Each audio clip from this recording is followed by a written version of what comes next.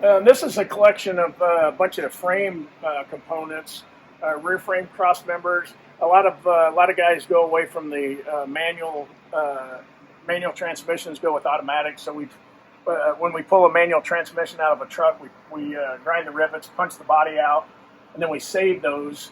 So we have a lot of that stuff. It'll probably take me my lifetime to use all these up because rarely do people go from automatics to manuals, but we save them anyway.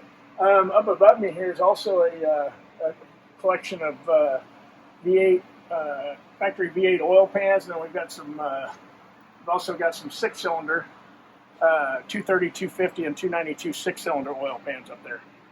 This is a rather extensive collection of 60 to 63 headlight switches, 64, 5.6 headlight switches. These would be oil pressure senders.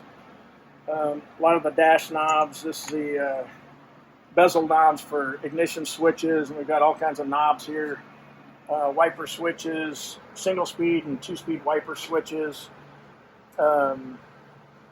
These are headlight. These would be headlight pull knobs for that happens to be a 64 to 66 custom black knob with the stainless wrap on it. That happens to be 60 to 63 Chevy custom. And then the GMCs actually, 60 to 66 GMCs were a similar style as the 60 to 63 Chevrolets. This happens to be a bunch of heater elements, or I'm sorry, cigarette lighter elements, and then the body. So these two go together. Anyway, you get the drift. So they called them cigarette lighters back in the day, but we call them cigar lighters. We call them cigarette lighters. These would be ignition switches, horn relays, coil brackets. Like we sent all these original coil brackets out, had them stripped and replated. So when we put something back together factory, we like to use those. Dimmer switches, brake light switches. Here's a whole collection of original voltage regulators. We keep the old ones because we like to, if we take a new voltage regulator that looks something like this, we don't like that look, we'll take the Delco Remy cover off of an original and put it on an aftermarket one. So when we put it all back together, it looks like an original Delco Remy.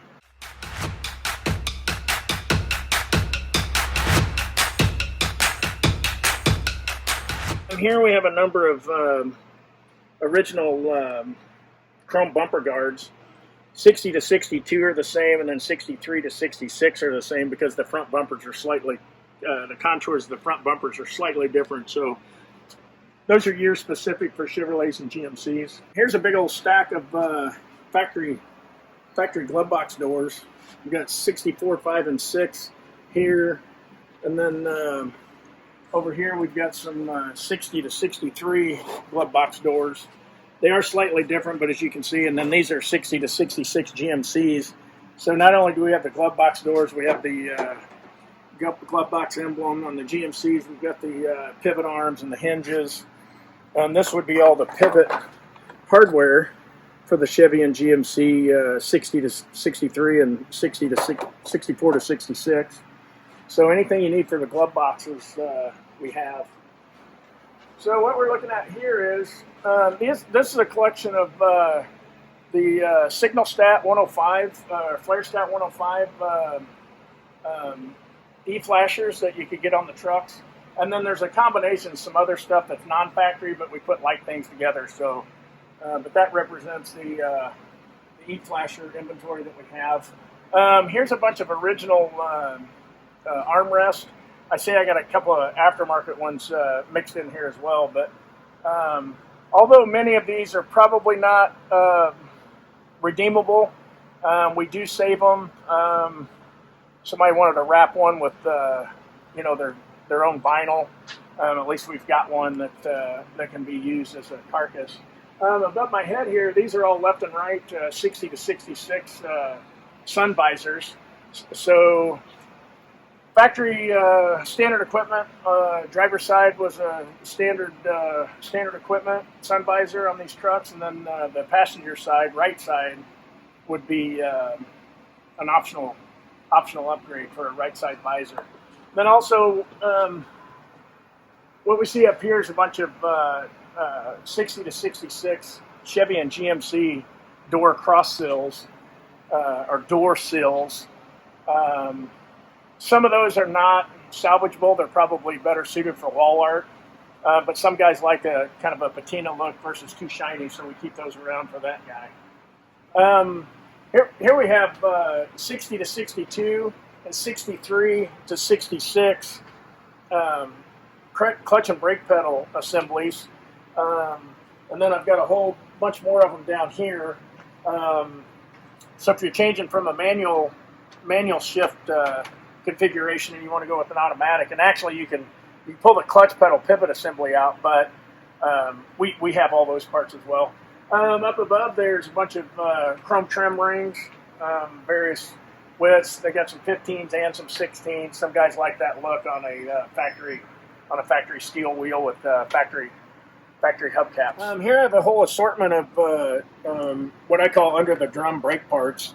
Although some of these parts you can purchase, some of them you cannot. Now you can buy the expander bars for the rear e-brakes on these trucks, but when we have them, we send them out and have them plated and keep them in inventory. These are the adjusters, the spiders and the adjusters for the front and rear drum brakes. And here's the keepers. These have all been sent out and been replated. These are the pivot pins. There's a couple different sizes depending on your year, the year of your truck.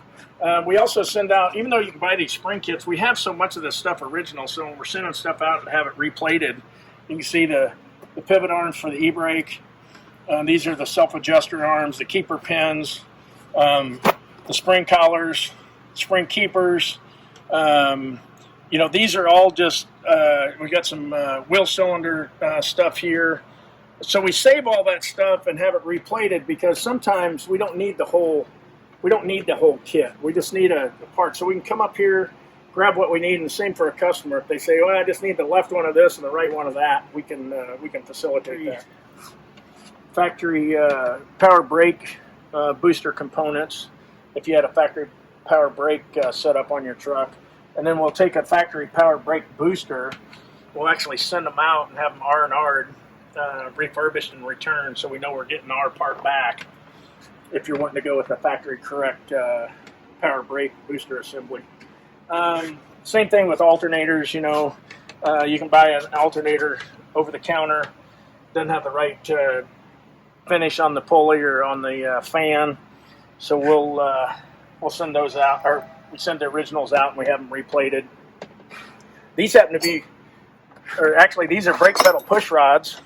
This happens to be for a power brake setup. I get that question a lot. What's the difference between a power brake setup, push rod, and a regular manual brake? So this would be a manual brake setup, and this would be a power brake setup. So you can see one's just got a plunger on it, and the other one's got an eye on it. So this is power brake, this is manual brake. So I get that question a lot, so that's the difference. Those are a bunch of original wheel cylinder boots. A lot of times the boots that come in the aftermarket wheel cylinders are just not very good quality, so we keep some of those around as well.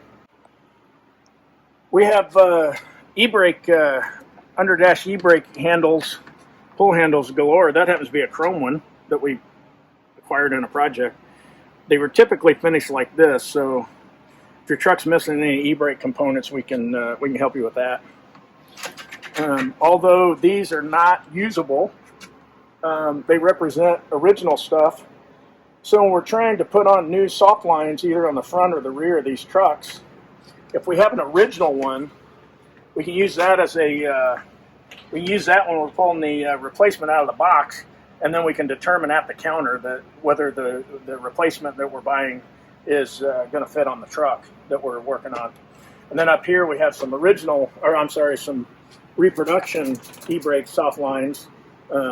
Or not e-brake, but brake soft lines, and they have the correct ends on them, and they're the correct length, and so that's kind of important. you could have the correct ends on them, but if you don't have the correct fittings on them, it's not going to work for you. So we keep that stuff around for reference and for use if it's a new one. Keep a collection of e-brake cables, original e-brake cables here at 456 Chevy Trucks.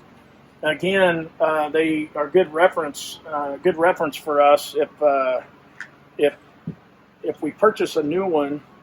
It's nice to be able to reference the new one with the old one. But the other thing that's quite helpful for us is we have a company that we partner with.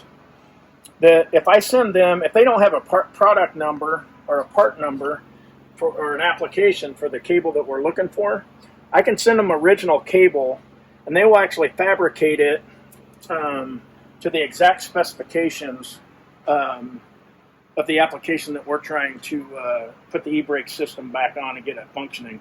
So we keep originals even if they're not functional, because they represent length and the characteristics of the original cable in case we have to have one made.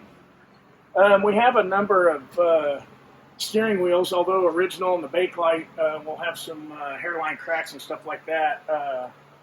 These steering wheels are functional. They can be reconditioned. They have steering wheel reconditioning kits where you can make them look like new. We have a lot of the mast jackets for the steering columns here. Some of them have the tabs broken off of them, and frankly, we should probably throw those out, but we keep them in inventory for who knows what. Then we've got some primary and secondary bonnets.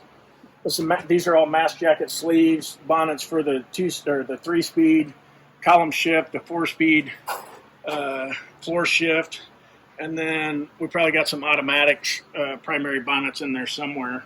And then a lot of rag joints. We've got original rag joints. These are the covers that go over where the steering column passes through the firewall. Some shifter knobs, neutral safety switches, shift levers, original signal shift arms. These happen to be 60 to 62, and these are 63 to 66. And then the firewall bracket where the steering column goes through the firewall on the engine side. These are the lamb's tongue. I call them the lamb's tongue bracket, and that goes through the firewall. Steering column comes down this way. That clamp goes on there. This bolts to the firewall, and that secures the steering column to the firewall.